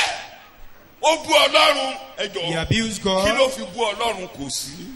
In what way did he abuse God? Wọ́n ní àwọn alàgbà náà yá. And the Wá ṣe elders wá sọ tẹnu ẹ̀. come and explain Tó gbọ́n tó ń yourself. wí sí ọ, ẹlẹ́rìí sì dìde sí ọ. You see, they are Defend yourself. accusers. They are accusers against Lóun you. náà tún wọnú. Mósè tán ló bú yẹn ló tún gbé. And he took that Ló law tún bẹ̀rẹ̀ sí again. gbé Jésù jáde. He was Tó ń gbé revealing Jésù jáde. Christ Tó ń from gbé their Jésù law. jáde. Tó ń gbé Jésù He was jáde. revealing Christ unto them. Amòye àti A wise man akọ̀wé ń sọ̀rọ̀. And scribe. Nígbà tó Stop parí it. ẹ̀kọ́ ẹ̀ débì kan, When wọ́n pa ẹyín he got to a kékékékéké, point wọ́n di etí wọn and báyìí, snatched their wọ́n teeth. fọwọ́ di etí wọn báyìí They pé blocked ewé their o, ear. bẹ́ẹ̀ ni wọ́n They don't kó want to kúta hear nílẹ̀ him. pé ẹlẹ́ nìkéne. He started stoning him. Ó ń kú lọ báyìí, He was dying orí ọ̀run ṣí sílẹ̀. and he saw Wọ́n tún heaven pinnu wọn ní blasphemy orí Ọlọ́run, orí ọmọ and Ọlọ́run they said, ìwọ. "You are talking Ó blasphemy. You jẹ̀bi see ikú. God." Bẹ́ẹ̀ ni wọ́n pa. And he was killed. Ọ̀míràn nínú wọn ni ẹ ó pa. Some of them you will kill. Ṣẹ́kọ̀ọ́ ti yé mi. Do we understand? Ṣé ẹ ti mo tún máa kọ̀wé lónìí? Now you know the meaning of scribes. Àwa ò ṣe akọ̀wé Mósè o. We are not Akọ̀wé the ìtàn wa scribes of lónìí the báyìí. law. Akọ̀wé Jésù. We are Ṣé yẹn ti yé scribes yín of báyìí? Jesus. Ee o, tó bá dédé pé ọ ní akọ̀wé lónìí, má ní mo sọ ọ́ lórúkọ burúkú o. If I call you a scribes today, Gbogbo ọmọ don't lẹ́yìn. say I nickname you. Akọ̀wé I call ni you yín bad name. ní ọ̀nà ìjọba. You are scribes in the way of the law. Gbogbo akọ̀wé tí a bá dẹ̀ ti kọ́ Or to the kingdom. tí ò yé yé. All scribes that Ó lóun á rán wọn jáde. understand. He said he will send them out. Màá rán wòlíì jáde. He will send out prophets. mo lẹ ṣe rí wọn ní àṣàṣe tán jókòó síbẹ̀. That is why you see them in. ibẹ̀ náà ni àwọn méjì ti sọ̀rọ̀ pé ẹ̀yà Paul àti Barnabas yìí. Here they separate Barnabas and Paul.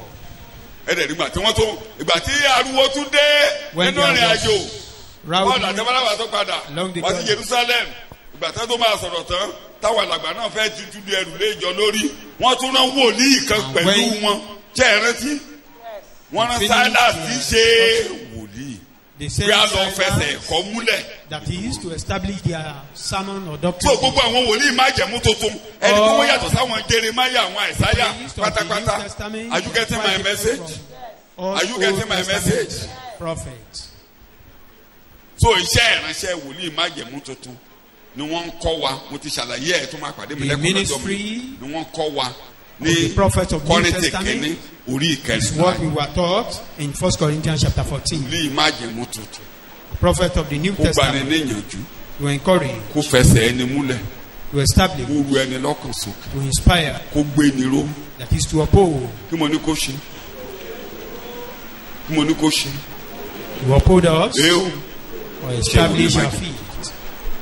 olùkọ́ni ni He's a teacher. àfẹsẹ̀ ẹni múlẹ̀ kó gbé ni ró. Establish you ẹ̀bùn ọ̀rọ̀ ọgbọ́n nípa ìmọ̀ the wisdom la fi of máa the ń word sọ of pé knowledge. kẹ́ni kan ń bọ̀ lọ́la kẹ́ni kan ń bọ̀ kẹ́ni kan ti kọjá ọ̀rọ̀ ọgbọ́n nípa ìmọ̀ nìyẹn. The word of ṣùgbọ́n ẹ̀bùn wòlíì gangan ni gbaniníyànjú gbéniró fẹsẹ̀ ẹni the múlẹ̀. gift of the Are prophet you is listening to to me? To encourage. counsel, to encourage, to establish. Are you getting my point? wòlíì ò tún jọ o Prophets don't scatter the church. kí mo ní kì í ṣe. They don't scatter church. wòlíì májẹ̀mú tuntun kì í ṣe pé ló máa The dúró báyìí. prophet of the New Testament, iṣu ló jẹ lánàá. not that he will be telling you what ẹnìkan wà lókè ilé rẹ tí o fẹ́ kó jẹ sí yẹn. or somebody ìyẹn ò is ṣe wòlíì májẹ̀mú tuntun. ilé tí ẹ lọ ń in your jókòó house tí ẹ máa and ń they sọ want you to eat tí the wòlíì yam. máa ń gòkè lọ yẹn tó máa lọ sókè nínú ẹ̀ bó tilẹ̀ jẹ́ pé wọ́n lè máa bá ṣe níbi tó ti ń ṣẹ̀mí lọ́wọ́ tó bá dẹ̀ sọ̀kalẹ̀ ẹ̀kúnlẹ̀ síwájú ẹ̀ bàbá mi ṣé kí n má lọ sóko lọ́la ìyẹn ò ṣe wòlíì májẹ̀mú tuntun. All those ones, they are not the ṣé kí n má fẹ́ prophet of the ọmọbìnrin New yẹn Testament. gbogbo ogun tó ti ń gbé tì mí ṣé kí n lè jáde Should I send out my ìyẹn ò ṣe wife? wòlíì májẹ̀mú tuntun. That is not the prophet of New Testament. ṣé kí n má lọ sílé bàbá mi mọ́. Shouldn't I go to my father's house ogun tó ń jáde again? níbẹ̀ pọ̀ jù. Because Ó dá má lọ mọ́. the trouble Ìyẹn ò ṣe here wòlíì is too májẹ̀mú. much. Okay, don't go again. That is not the New Testament prophet. màá rán wọn sí yín I will send them to you. ẹ pa wọn. You will kill some of them.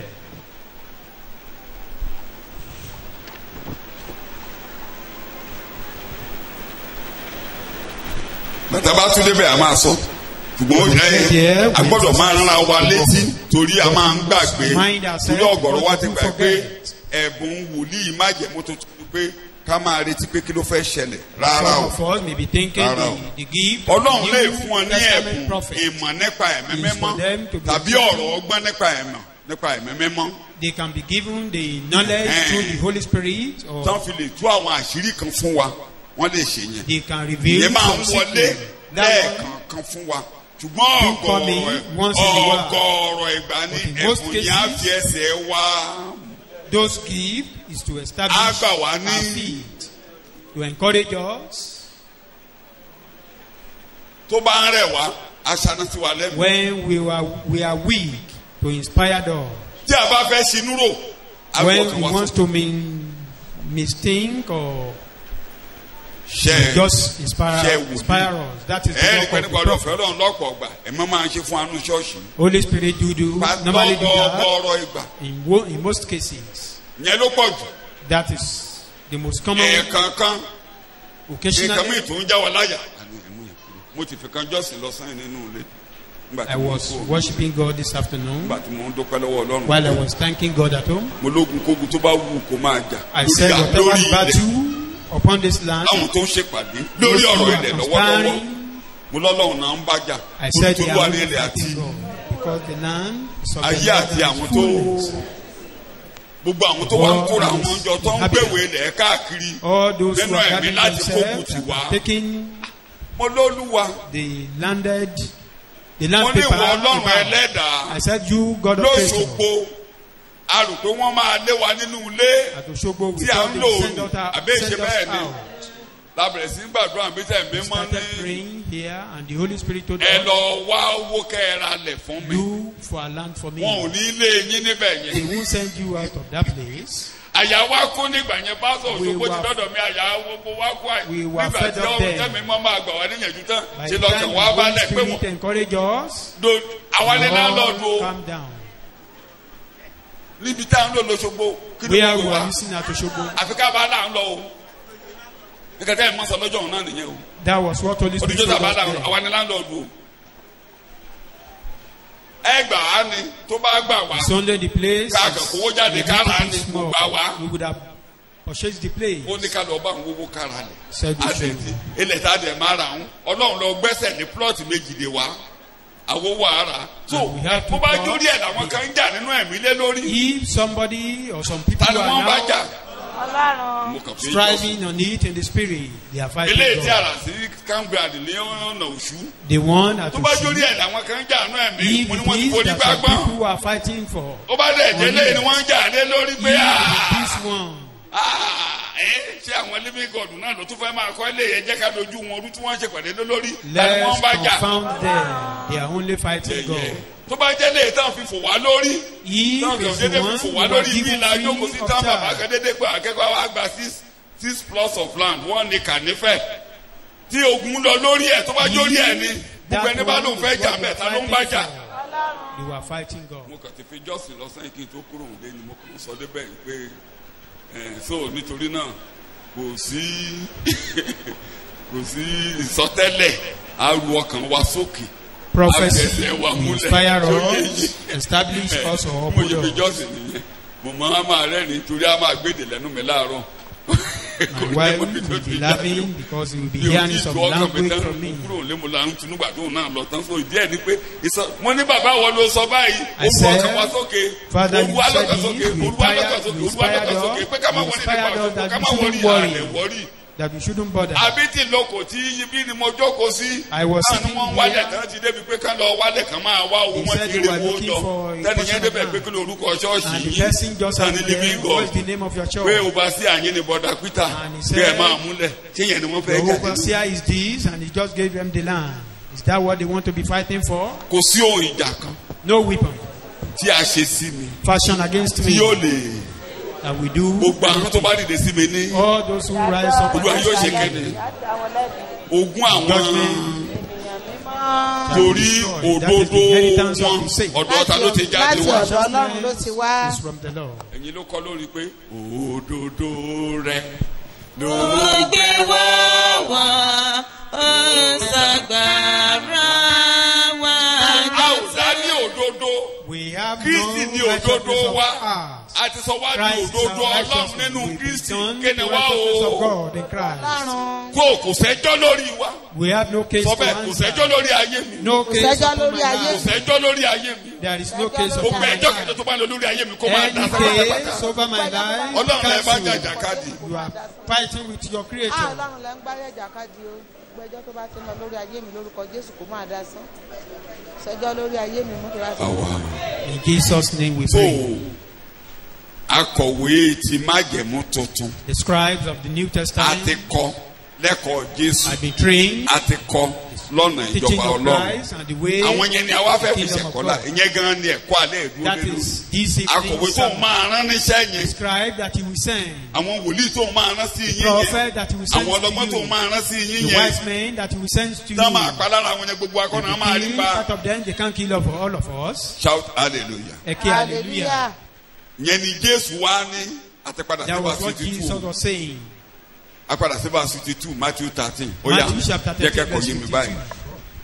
ó sì fún wọn pé nítorí náà ni olúkúlùkù akọ̀wé tí a kọ́ sípa ìjọba ọ̀run ṣe dàbí ọkùnrin kan tí í ṣe baálé tí ó ń mú ọ̀tún àti Ẹ̀rí ògbó bẹ́ẹ̀ ni, nǹkan jáde akọ̀wé nínú ìṣúra tí a rẹ̀ kọ́ sípa akẹ́ni sípa ìjọba ọ̀run. disciples of the kingdom of heaven disciples that have been instructed in the knowledge and in the teachings and the doctrines of Christ. àwọn ọmọ ẹ̀yìn tí a ti He kọ́ said sí- to them, sí ipa Yes. ìjọba ọ̀run, therefore, sí ẹ̀kọ́ every Kristi. teacher and interpreter of the sacred writings who has been instructed about and trained for the kingdom of heaven and has become a disciple, That have been trained for the kingdom of heaven Wọ́n ti and kọ́ have sí become ipa what? ìjọba ọ̀run, a ó disciple sì ti dọmọ ẹ̀yìn.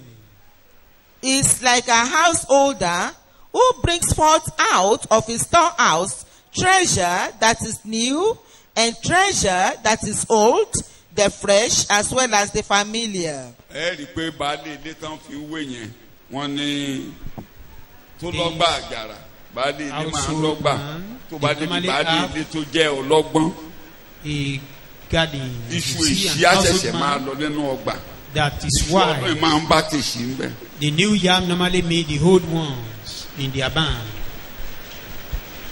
Àbá ń bẹ̀ á mú èso èṣí àtúmútọ́dún jáde. You will see Orin that Solomoni. old fruits and the new Orí ones. kejì ẹsẹ̀ kẹtàlá. Song of Orin Solomon. Solomoni, Songs of Solomon, verse chapter 7, verse 13. Orí Mo fẹ́ kejì yá èdè ẹsẹ̀ kan ló bẹ́ẹ̀ kẹtàlá. ni Gbélé ń sọ̀rọ̀.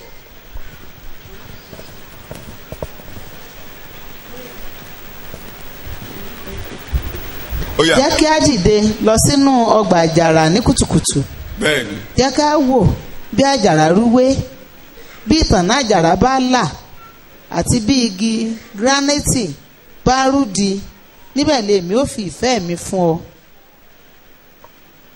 sọ̀yìnbó ẹ̀ 7:13.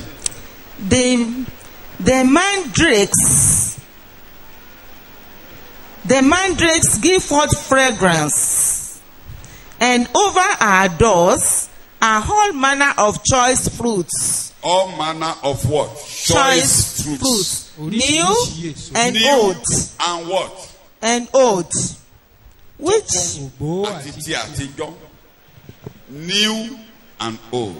Èdè tí mo fẹ́ yá lóhùn bẹ́ẹ̀ nìyẹn. Ntó baálé ilé á ní tàtijọ́ á ní we tuntun. have a new one and the old one Jẹ́ as ká lọ well. sínú ọgbà àjàrà yín. Let's go to Màá that fún ọ ní vineyard. èso tuntun. Màá tún rí tàtijọ́ jẹ níbẹ̀. The new one and the old one as well. So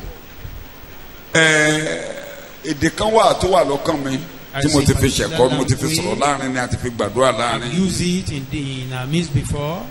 Genesis chapter 43 Ìwé Genesis orí verse kẹtàlélógójì 23. ẹsẹ̀ Ẹ mọ́ ló kẹtàlélógójì. lẹ̀ mọ́ mi láyà Holy kò lè Spirit tí kó láyà mi. ó sì fún wọn pé Mo lè ń fi jọ́sìn mo ti fi jọ́sìn ní Sunday títí di Monday.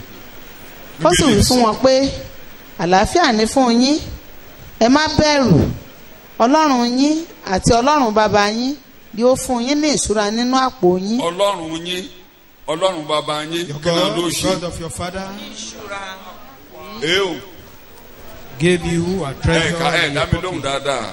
fún wa ní ìṣúra. Ọlọ́run ló lẹ̀ mọ́ mi láyà. God Mo ní mo ti fi intentionally put jọ́sìn it ní in my Sunday mo heart. fi jọ́sìn ní Monday. I use it to worship God on Sunday and on Monday as Bá ti rí well. àwọn ọmọ mi. When I see my Wọ́n kẹ́kọ̀ọ́ children, jáde. they Ṣé Sunday manifest nìkan wọn?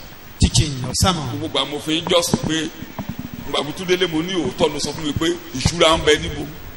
When I got home, Ew. I said, Ìṣúra ń told bẹ me ní that àpò I have wa. a treasure in my pocket. Ǹjẹ́ rí lára àṣúra yẹn láàárọ̀ Sunday? Eo a rí i mo ní sẹ́ẹ̀rí lára àṣúra yẹn láàárọ̀ ọjọ́ Sunday. Did you see of that treasure on Sunday? Inú àpò náà ti mú yẹn jáde.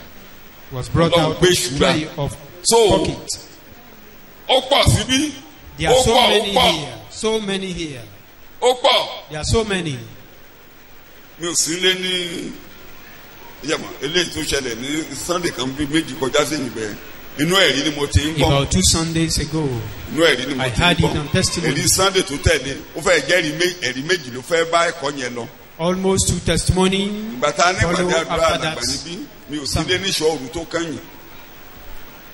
Ìròyìn ni mo gbọ́ nígbà tí mo dé pé ìṣúra ń bẹ nínú. àpò wa. I heard the news that I have treasure. Torí mo gbọ́ pé ṣe ni oníkálukú gálọ́ọ̀pù lọ lẹ́lẹ́yìn ìṣọ́ọ̀rù yẹn. Shout hallelujah. Ẹ kí hallelujah. So àwọn tí a kọ́ sọ̀nà ìjọba Ọlọ́run Those who have been trained Ìṣúra for the wà will of the nínú kingdom of yín. God. sọ bẹ́ẹ̀ fúnra rẹ̀. ìṣúra wà nínú mi. I have a treasure within me. ìṣúra wà nínú mi. Ọlọ́run ló fi ìṣúra sí mi nínú. sọ bẹ́ẹ̀ Ọlọ́run ló fúnra fi rẹ̀. ìṣúra sí mi Treasure nínú. in me. Èṣù ò lè dàrú. Satan Àbó ò tóbi bó o destroy ṣe you. wà yìí. Or don't you think Àbó mọ̀ you pé are ìṣúra Ọlọ́run ni ọ bó o ṣe Don't wà you yìí. know you are a treasure of God? Ó pè Ísírẹ́lì ní ìṣúra rẹ̀. Ó He kọ̀ wá called nípa Israelite ìlú his wọn own treasure. ṣùgbọ́n ọ̀rọ̀ ìṣúra là ń sọ báyìí. We are A talking fi of ìṣúra treasure. sínú ọkàn. His treasure. Ọlọ́run ló pè é put in your síbẹ̀. heart. God planted it. Ìṣúra wà lápò ẹ. There is a treasure in your pocket.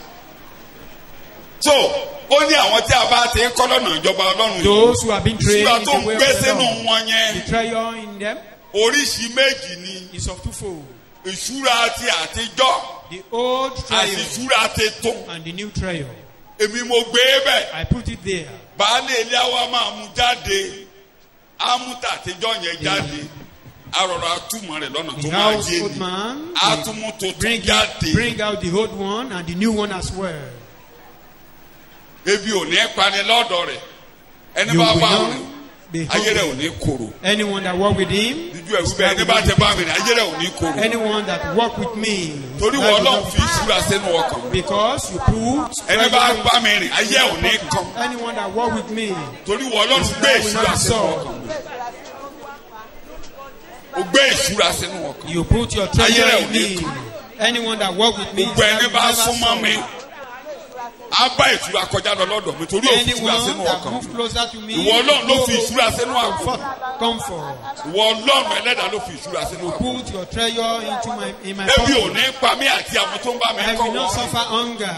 Those who are working with me, Gbogbo ẹni bá bá mi kọ́ wọ́n ní àtẹ̀mí gan kò sẹ́ni tó máa tálákà lára all wọn. those who work with me, and Torí even ìwọ I Ọlọ́run ló fi ìṣúra myself, sínú àpò. never suffer hunger. Jésù Olúwa wa.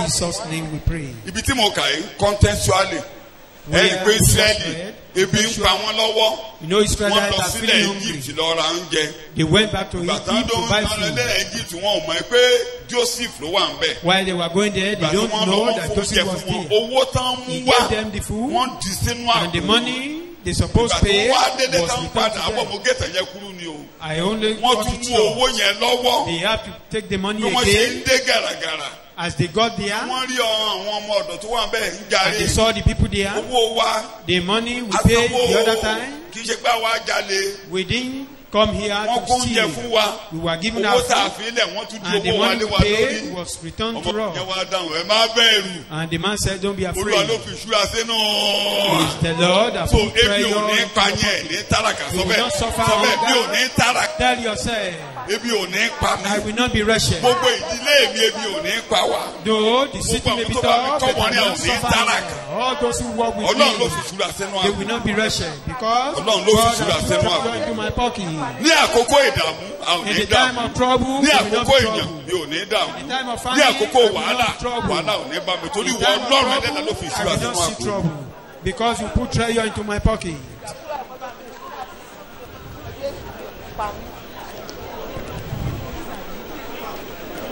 Ní orúkọ Jésù Kristi Olúwa wa ní agbàdúrà. In Jesus' name, I So will wá fọkàn ẹ balẹ̀. calm down. Jésù ló sọ bẹ́ẹ̀ o. Jesus said it. Láwọn tí a kọ́ Those who are trained, akọ̀wé ni wọ́n. they are scribes. Wọ́n á máa mú jáde. They will be bringing it Mo ti out. gbé ìṣúra abẹ́. You put Jésù ló your sọ bẹ́ẹ̀. treasure here. Householder. Mo gbé ilé mi lé yín lọ́wọ́. Ẹ̀yin ló máa bá mi tọ́jú ilé mi. I handed it Ẹ̀yin over tí a ń to kọ́ you. ní to ilé take care. ẹ̀mí. Those who are trained in Àlùfáà. the spiritual house. Mo gbéṣẹ́ mi lé yín Holy lọ́wọ́. priest. So ẹ máa I mú hand it over ìṣúra to you. nínú àpò yín lẹ́yìn tí You'll be máa mú bringing out ìṣúra jáde. Treasure out of Ẹ your mú pocket. tàtijọ́ jáde. Though Máa tún dà old tuntun lé yín lórí. and new. Amen. Jésù ló sọ bẹ́ẹ̀. Jesus said it. Lẹ́ni tó bá ti farabalẹ̀ fún ẹ̀kọ́ ìjọba. Anyone that wait patiently for the sermon Mo fi and wé doctrine, I compare him with good householder. Baálé ilé baálé tó ilé dára. tó dára. Ebi ò ní para alé rẹ̀. Your family will not Gbogbo ẹni suffer bá kọ́ hunger. wọn ni wọn ò ní tálákà All láyé. those who walk with you, Jésù ló sọ bẹ́ẹ̀. not Baálé be ilé wretched. tó dáa ni ọ́. Baálé you tó are dáa. a good Sọ bẹ́ẹ̀ householder. baálé ilé tó dáa ni mí. A good householder. Jésù ló sọ bẹ́ẹ̀. Tó o farabalẹ̀ ó bá ti lè jọ́sìn calm down. kó Worship níwájú Olúwa God. wà á kẹ́yìn lérí pé Dance before Him. wà á lọ ní ìṣúra wà á You lè just máa mú jáde. discover, you go to your treasure. Amen. Bring out Ní your àkókò treasure. wàhálà wà á mú ìṣúra jáde. In the time of trouble, you bring out treasure. Tí ogun bá lé wà When á things lábẹ́ kọjá. are so tall, you pass through the place.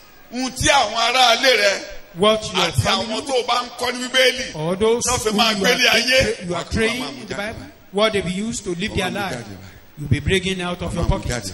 You'll be bringing them out of your pocket. Jésù ló sọ bẹ́ẹ̀ èmi kọ́ ló sọ That bẹ́ẹ̀ is o. according to Ó Jesus. ní àwọn yẹn Said those ó people, pè wọ́n ní baálé ilé tó dára. Kí ló call pè them wá? a good householder. Torí àti kọ́ yín, you Because have been instructed, you will be you have instructed been discipled, and trained. you have been trained. Àti kọ́ wa, Àti kọ́ yín lẹ́kọ̀ọ́ Jésù. a sì ti sọ Àti wá di ọmọ fọ̀nà yìí. ìjọba Ọlọ́run yé yín. We've been Mo shown wá gbé the ìṣúra way of the sínú kingdom ọkàn of nínú God. ayé Now my yín. treasure is Ẹ in wà á you. máa mú ìṣúra yẹn And now we're jáde. bringing out those treasures. Ló fi wá ṣe pàtàkì. Àwọn Mósè The scribe for the Moses, Old Testament ni wọ́n jókòó tì. they sit with the Old Testament. Tó bá ti jẹ́ ẹni tí a kọ́ lọ́nà ìjọba Ọlọ́run. If a person that Kì í is ṣe trained Mósè in ló máa the jókòó kingdom tì. of God, he Tẹ́ will bá not ti sit lẹ́ni tí a tó jókòó tì Mósè. anyone sitting Kì with í Moses ṣe baálé ilé tó is dára. not a good householder. Kí ni mo pè é? Tó jẹ́ Mósè nìkan ló jókòó tì. Sitting with Moses alone, Kò lè tu ìjọ lára, kò lè bọ́ ìjọ he lákòókò can't èèyàn. comfort or feed the church. Ṣùgbọ́n baálé ilé tó dára. A good householder, Kì í ṣe Matthew, Mark, Luke, Johanu, Epistles, Apocalypse tàbí nìkan ló máa jókòó tì. he will not sit with A mọ Matthew, òfin Mósè. Mark, Luke, A rí Jésù nínú òfin Mósè. Apocalypse. He will A rí know the- Jésù nínú àwọn wòlíì. he will see Are you listening to Jesus me? in the prophet, in the Lord. Are you listening to me? Ṣé ẹ̀ ń gbọ́ mi? Gbogbo bẹ̀ ló ti máa rí Jésù He pàtàkì. will see Jesus in Àti all wọ́wọ́ those bẹ̀. places. He will dip his hand there, bring out his treasure, bring out treasure. Bẹ́ẹ̀ náà là á wọnú tuntun. And into the new one and bring out treasure. Jésù ló sọ bẹ́ẹ̀. Jesus said it. Ọkàn rẹ̀ á balẹ̀. He be Màá tún comforted. máa fún un ní àwọn nǹkan tuntun tí ó mọ̀. I will reveal or give unto him new things that he didn't know. Ṣé ẹ̀kọ́ tó bá Mósè lájókòó tí gbogbo wa ojú yóò lè tutù bó ṣe tutù. Suppose we sit with Ara yóò lè Moses, balẹ̀ bó we ṣe. can't be comforted like this. Hello, Our what faces do you cannot want be to fresh do? like this. Abẹ́rẹ́ ìpínsẹ̀ ayé wọn korò. Wọ́n á máa mú tuntun jáde. We'll be bringing So out nítorí the, náà, therefore, àwa gẹ́gẹ́ bí baálé ilé tó dára. we as a good Kó tó padà householder, síbi tí mo ti bẹ̀rẹ̀ kí n tó parí ẹ̀kọ́. Farabalẹ̀ calm down. kó o ka Mósè Read kó o the ka Lord. wòlíì. That is Jẹ́ kó yé ọ. the Lord, the Kò prophet, ní yí you ọ understand. tí o bá mọ nǹkan tí Jésù wá ṣe láyé. You can't understand if you don't know the Tí purpose ìdílé of bá Christ ti coming to yí the ọ world. tó bá ti Once bọ́ you sí understand the Genesis gospel, ayé ọ. then you read Genesis, you understand. Kí ni mo pè? Ewu. Genesis ayé wa. Ṣé àwọn pé Genesis orí kìíní Genesis chapter 1 àtòrí kejì and 2. ṣé àwọn pé òní tabernacle of Moses. That is the tabernacle Ṣé àwọn pé òní tabernacle of Moses. Moses. Ṣé àwọn pé òní tabernacle òní Jerusalem tó ń tọ̀run ń sọ̀kalẹ̀. Is the Jerusalem that is coming from heaven. Ayé bàbá tún gbé mi ìdè lálẹ́ yìí. You may say, what is the man of God saying again? Ọgbà Édẹ́nì The Garden of Eden, tán ti ń jọ́sìn tán ti rí where Ọlọ́run. they worship. Àpẹẹrẹ ẹ̀ ni wọ́n gbé hàn Mósè. The Pé kí Mósè máa sample lò of it was nígbà tó lọ́run revealed ti to lé Moses. gbogbo ènìyàn sí gbó. When Ọ̀dà ẹ̀jẹ̀ kí n fún God mi láyè has sent kékeré. Ó gbé yẹn kalẹ̀. Adam and Eve away. Olúwa kì ó ní olùkọ́ni tí mo ní wọ́n ṣẹ́gun mọ́ lórí yẹn sọ àbí bẹ́ẹ̀ kọ́. That was what Olúwa that kì í gbé preacher that létí. was killed. Òun ni Was temple of telling them Solomon. that God didn't dwell Ó in ní the ọ̀nà house ti built kú with òní hands. díẹ̀. Temple yẹn wà ní ọkàn yín báyìí. That is the Olúwa temple yín of gbé Solomon. That A God is máa no bá more yín there. gbé. That temple is within A máa bá you. yín sọ̀rọ̀. He will A máa rìn be náà living yín. with you, talking with you, Òun ni tabernacle tó ń tọ̀run accompanying you. sọ̀kalẹ̀. That is the tabernacle descended from heaven. So tó o bá farabalẹ̀ wà á kàn déédéé ni pé If you òkú don't bára rẹ calm tó bá lò down, jókòó you ti just Mósè discover nìkan. you implicate So yourself. à á kọ́ nípa ti ìjọba They will be Ọlọ́run. trained in the things of the kingdom of Ohun God. tuntun á máa tẹnu ayé yín jáde. New things will be emanating from your Torí life. ohun tuntun yóò ṣẹlẹ̀ sí mi. Mo Mo ní ní iye Jésù láyé mi. Iye yìí yóò sọ ohun gbogbo dọ̀tun. Ohun tuntun yóò ṣẹlẹ̀. sí ọ. Ohun tuntun yóò ṣẹlẹ̀ sí mi. Mo ní iye Jésù láyé mi. Iye yìí yóò sọ ohun gbogbo dọ̀tun. Ohun tuntun yóò ṣẹlẹ̀. Ẹni tó Nínú Jésù, ó ti di ẹ̀dá titun. Ọlọ́run àtijọ́ ló kọjá lọ. Wíńdò sí wọ́n di titun. Ohun tuntun yóò ṣẹlẹ̀ sí mi. Mo ní iye Jésù láyé mi. Iye yóò sọ ohun gbogbo ọdún. Ohun tuntun yóò ṣẹlẹ̀. gbogbo ẹ̀yin tí ẹ ti farabalẹ̀ All níwájú those who Olúwa. Akẹ́gbàdúrà calm down ìkíni. before Ọlọ́run God. jẹ́ kí ẹ̀kọ́ Jésù yé mi. Our prayer point is, Lord, Jẹ́ kí n let mọ̀ the ọ́. teaching of Christ, let me Ìwọ understand Ọlọ́run the teaching òtítọ́. of Christ. Let me know you God of Jẹ́ kí truth. yé mi ṣí. Open Jẹ́ my kí n understanding. farabalẹ̀ kí n mọ ẹ̀kọ́ Help rẹ̀. me to calm down and to understand Ìṣòro kan tó ní your ìdìbò doctrine. yanjú nìyẹn. Lẹ́yìn yẹn, ìṣúra tó wà nínú àpò rẹ̀, ohun tuntun á máa jáde. Let new Ìṣúra things yẹn á be máa coming jáde out of ní me. àkókò wàhálà wàá máa la That wàhálà kọjá. prayer, let it be Gbogbo àwọn coming tó out bá of kọ́ me. wọlé The pẹ̀lú time rẹ̀ of wàá trouble. máa mú tuntun àti ògbólógbò jáde láti All inú àpò those rẹ̀. that accompany me, I Let will us be pray. revealing them, I new will stop there treasures, tonight. old ones.